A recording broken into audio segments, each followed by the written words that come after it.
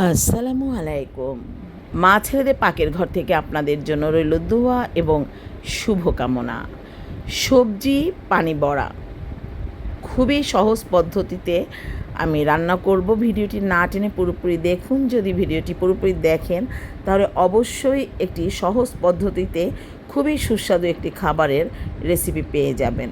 বিভিন্ন ধরনের সবজি কেটে নিয়েছি, সাথে টমেটো কাটা আছে এবং মুগ মুসুর ডাল মিলিয়ে ভিজিয়ে রেখেছিলাম এবং পানি ঝরিয়ে ব্লেন্ড করে নিয়েছি। কাঁচামরিচ থেতলে নিয়েছি, থেতলে মানে বেটে নিয়েছি। কাঁচামরিচ, এই বাটা কাঁচামরিচ আর লবণ দিয়ে ডাল মেখে নিয়েছি। প্যানে একটু পানি দিয়ে তার মধ্যে আদা বাটা, রসুন বাটা দিতে হবে, সাথে ঘি।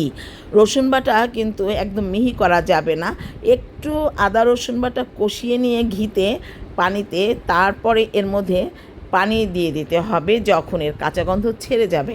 এবং এই পানির মধ্যে সামান্য একটু হলুদের গুঁড়ো দিতে হবে, জাস্ট পানি বড়ার যে পানিটা যাতে একটু কালারফুল হয়। পানিতে বলক আসলে তখন সবজিগুলো দিয়ে দিতে হবে এবং পানিটা যে দিতে হবে তা একদম আন্দাজ মতো, যে সমস্ত সবজি যাতে এই পানিতে একদম মাখা মাখা হয়। মাখা মাখা বলতে যে পানিটা যাতে সবজির একদম উপর লেভেল পর্যন্ত থাকে, তারপরে ঢেকে রান্না করতে হবে কিছুক্ষণ।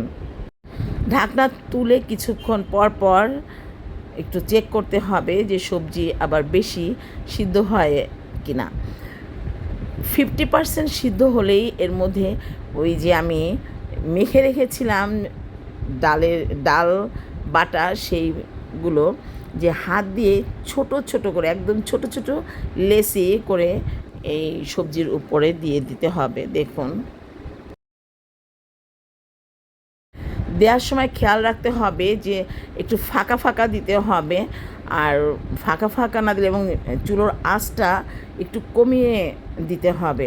ফাঁকা ফাঁকা না দিলে হবে কি, এটা মানে একটার সাথে আরেকটা লেগে গেলে যে এটা ছুটানোর সময় গলে যেতে পারে, গলে মানে ভেঙে যেতে পারে। এ কারণেই ফাঁকা ফাঁকা করে দেয়া, কিন্তু দেওয়ার 2 থেকে 3 মিনিটের মধ্যেই শক্ত হয়ে যাবে। শক্ত জাস্ট মানে এটা জমাট বেঁধে যাবে।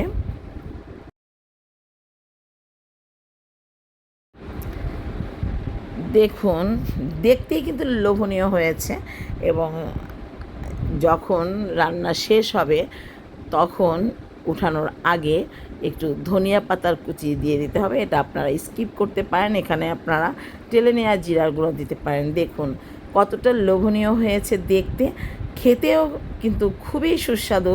আমি ফার্স্ট রান্না করেছি এবং রান্না করে আপনাদেরকেও কিন্তু সেই রান্নাটাই শেয়ার করে দেখাচ্ছি।